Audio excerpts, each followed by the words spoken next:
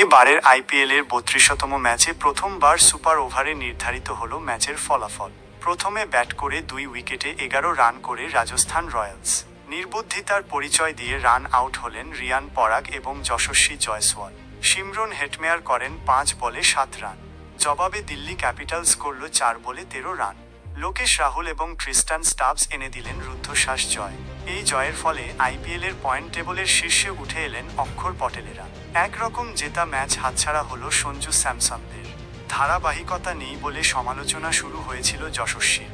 আইপিএলে এর আগে ছোটি ম্যাচ খেলে দুটিতে রান করেছিলেন।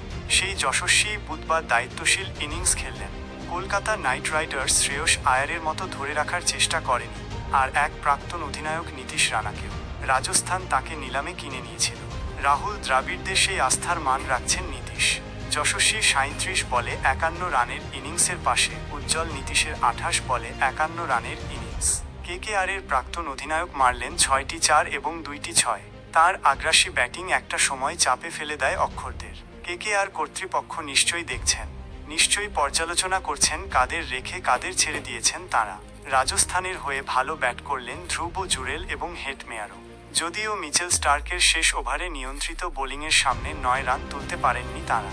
জবাবে রাজস্থানও ২০ ওভারে ৪ উইকেটে ১৮৮ রান করল। ফলে এবারের আইপিএলের প্রথম ম্যাচ গড়ায় সুপার ওভারে। সেখানেও দুরন্ত বল করেন স্টার্ক। শ্রেয়স নীতিশের মতো তাঁকে ছেড়েও কেকেআর ভুল করেছে কিনা সেই প্রশ্ন উঠবেই। প্রথমে ব্যাট করে দিল্লি ক্যাপিটালসও করেছিল ৫ উইকেটে ১৮৮ রান। প্রাথমিক চাপ সামলে দিল্লিকে লড়াই করার মতো জায়গায় পৌঁছে দেন বাংলার উইকেটরক্ষক ব্যাটার অভিষেক পোরেল। অভিষেককে এবারের আইপিএলে বেশ পরিণত দেখাচ্ছে ব্যাট হাতে। রাহুল ৩২ বলে ৩৮ রানে আউট হলেও পিচের একদিক আগলে রেখেছিলেন অভিষেক।